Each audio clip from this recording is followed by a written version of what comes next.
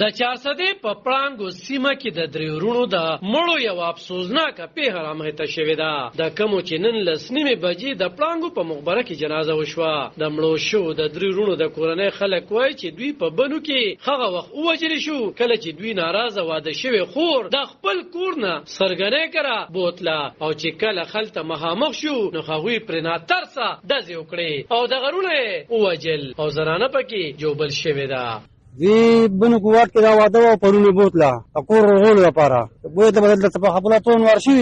دوی خو پردي وطن مدرو ورونه ویچ ته پکې راغشته یو اخور مله ډز وشتره یو ته تورتو چې اخور دا کور وروخ کو خبره سمول لته بل ته کې بل کسب کې لګیدلې دا څنګه دي دا هم دي چې راغونی لګیدل خو د وسله نه وړه کنه الله خو جوړه وسله خو له غیر د مو چک پوسی وغيو په جنازه کې په زرګونو تنانو ګډون کړو او د پښتون قام د ناپوهه او پسرتیزه د افسوس خبرې سرګندولې وشوي. راشد حسین چې د ویلیج کونسل چیرمن دی وایي چې په دې پیښه ورته سخت افسوس دی ولې چې پښتون قام نن خوم د ادمي برداشت کار دی او هیڅ د روخانه راتلو کې فکر نه لري. زه په پښتون